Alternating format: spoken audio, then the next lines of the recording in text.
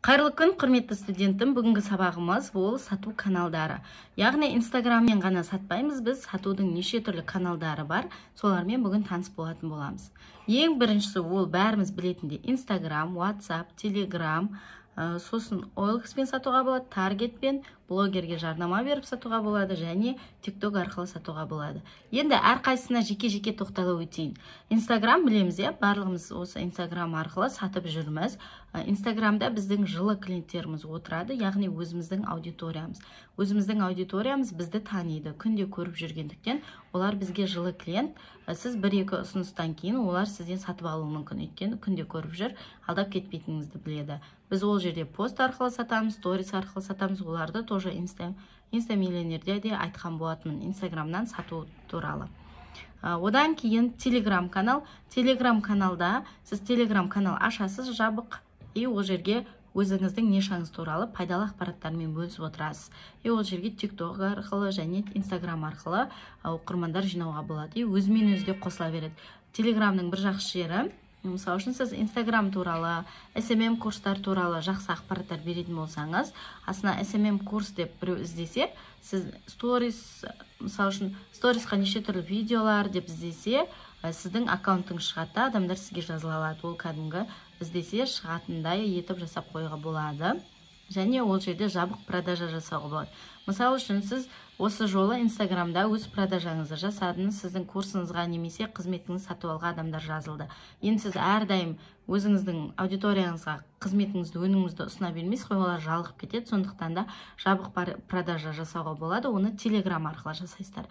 Демек, Телеграм каналды да дамыту керек. Телеграм дамыту үшін жаңағыдай өзіңіздің нишаңызға байланысты түрлі лайфхактар, неше түрлі нәрселер салып, өз оқырмандарыңызды Телеграмға бағыттайсыздар.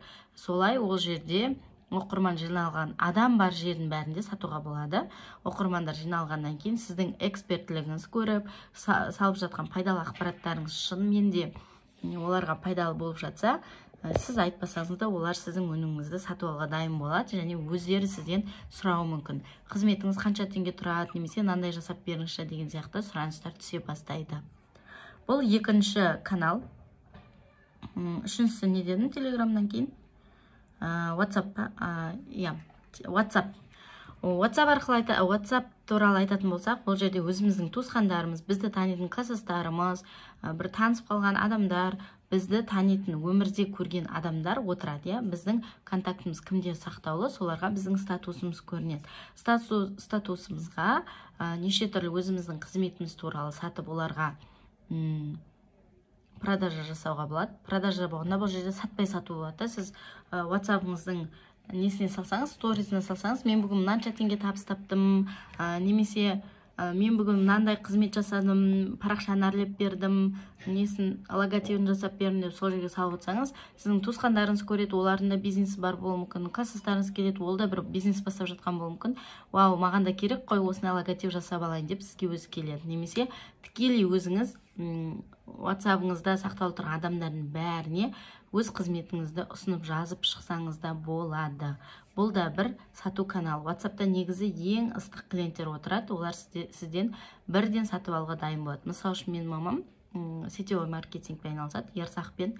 Ол тек қана WhatsApp-тың статусына қояды, өзі мұғалім болғандықтан енді коллективі бар, анау бар, мынау бар. WhatsApp-тың статусына нәтижелерін қойып отырады күнде. Содан мамаға жазады, мынандай сатып алсам бола ма, давайте мен де жазылайын деген сияқты. Мама, білмеймін, қазір 50-ден асты ғой уже, Инстаграм анау-мынауды білмейді, но бизнесін тек WhatsApp-пен де жүргізіп отыр. Ауылда тұрады, қарапайым мұғалім, соның өзінде сондай нәрсе жасап отыр да. Сіздер де оны жасай аласыздар.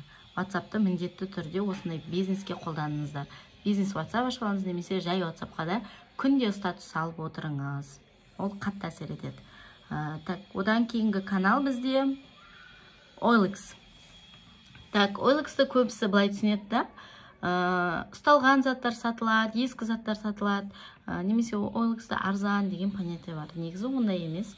Мен мысалы үшін киіммен айналысқан кезде карантин болып кетті, қалған товарларымды OLX арқылы сатқан болатынмын. Дәл сол бағада саттым, дәл сол бағада келіп алып кетті.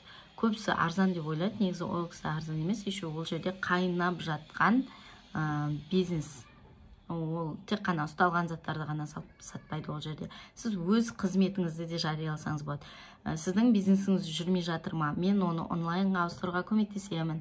Инстаграмыңызды күшті қылып жүргізуге көмектесемін, логотип жасап беремін деген сияқты неше түрлі өзіңіз аккаунт ашасыз OLX-тан, сөйтіп жарнамалар шығарып қойып, номер жазып қойсаңыз, адамдар сізге хабарласады. Ол жерде де жаңағыдай оффер, ұсыныс өте маңызды. Әдемі етіп ұсына алуыңыз керек өз қызметіңізді, және өзіңіздің фотоңызбен қойсаңыз болады, баннер жасап. Осы нәрсені қолданып көріңіздер. Даже мұғалім болсаңыз, репетиторство дейді ғой, репетиторство. Соны тоже сатуға болады. Немесе жаңағыда бізде Айгерім ханым бар, торт жасайтын, ол өзінің қызметінде OLX арқылы ұсынуына болады. Ол жерден де әжептәуір клиент жинап алуға болады. Одан кейін таргет арқылы. Таргет арқылы қыздар мына нәрсені есте сақтаңыздар. Мен сіздерге таргет марафонын бердім. Ол жерде таргеттің настройкасы ол ең оңай нәрсе, но креатив ең қиыны ол жерде. Сіздің креативіңіз өтімді болу керек, баннеріңіз күшті оффермен жазылған болу керек. Сонда ғана сізге көп адам клик басып, көп адам сіздің өніміңізді сатып алуы мүмкін. Сосын мынандай нәрсе жазбаңыздар, өтініш. Баннер жасайды адамдар, курсты жазып қояды, астына бағасын жазып қояды. Оны ешкім сатып алмайды, өйткені ол адамға не дейді? Танымайды ол адам, сенбейді. Мысалы үшін сіздер менен курс сатып алатын кезде мені танитын болғандықтан, қарап жүргендіктен осы адам алдамайды ғой, курсы сапалы шығар деген сияқты оймен сатып алдыңыздар ғой. Ал таргеттен сізге танымайтын адам курсын ұсынса сатып аласыз ба? Сатып алмайсыз ғой, ол сенімді болу керек та ол үшін. Ол үшін сіз таргет жіберу үшін бірінші өзіңіздің тегін өніміңізді ұсыныңыз. Мысалы үшін тегін өзіңіздің нишаңызға байланысты не жасаңыз да, кітапша жасап, әдемі жақсы ақпараттармен ішінде адамның проблемасын шешетін ақпараттармен жасасаңыз, ол адамның бір проблемасын шеше, сізге ол қайтып келетін болады. Мысалы үшін біз өзімізде бір кафеге барсақ, ол жердің тамағы бізге қызмет көрсету ұнап қалса, қайта-қайта бара береміз ғой. Дәл сол сияқты бір рет сіз оның кісінің проблемасын тегінге шешіп берсеңіз, ол сізге міндетті түрде екінші рет айналып келетін болады.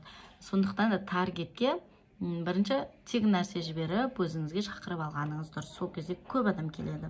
Одан кейін блогерлерге жарнама. Блогерлерге жарнама берген кезде ойламаңыздар, миллиондық блогерге берсем, менің затым бәрі өтіп кетеді, байып кетеді деген нәрсе болмай қойсын. Өйткені ол жерде де қарайтын адамдар сізді жарнама жасағанымен, сізге олар сеніп тұрмайды да, бірден сенімсіздік болғандықтан ол сіздің затыңызды сатып алуға дайын болмайды. Ол сіздің мен проблемам шеше ма, шешпей ма, оны білмейді ғой, сондықтан да сатып алуға дайын болмайды. Сондықтан да аспанға секірудің қажеті жоқ. Бірден 100 мыңға, 200 мыңға реклама беріп, ұрынып қалып жүрмеңіздер. Бірінші, азғантай оқырманы бар блогерлерге реклама берсеңіздер болады. Ол жерде де нақты не сатасыз, сізге не керек, ол блогерге не үшін реклама беріп жатыр, соның бәрін ойлаңыз. Қазір оқырман жинау үшін ғана реклама беру, ол негізі дұрыс емес нәрсе да.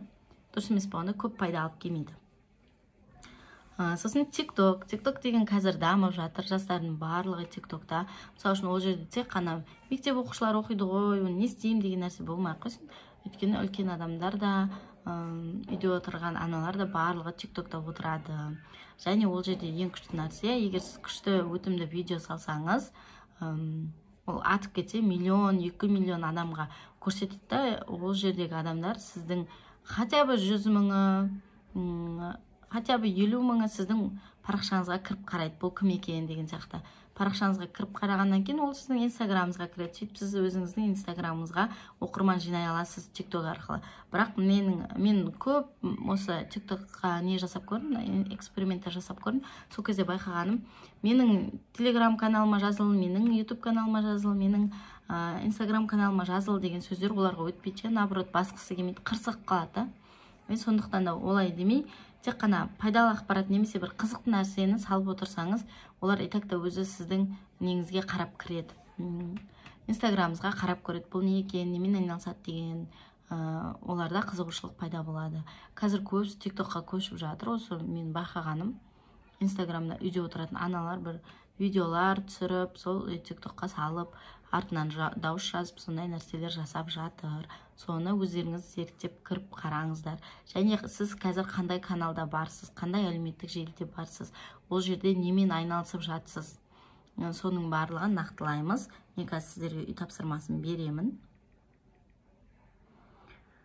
Үй тапсырмасы өз қызметіңізді қай каналдарда қолданып сатасыз, бәрін тізіп жазыңыз. Мысалы үшін сіз қазір инстаменеджерсіз, инстаграм жүргізесіз, дәл сол қызметіңізді қай каналдарға жарнама бересіз, қай каналдарды қолданып сатасыз, соны бәрін тізіп жазамыз. Мысалы үшін TikTok нетеде, OLX-та да сатуға болады қызметіңізді деген сияқты ғой. WhatsApp-та сатасыз ба, соның барлығын не істеп тізіп жазамыз. Баршаңызға сәттілік.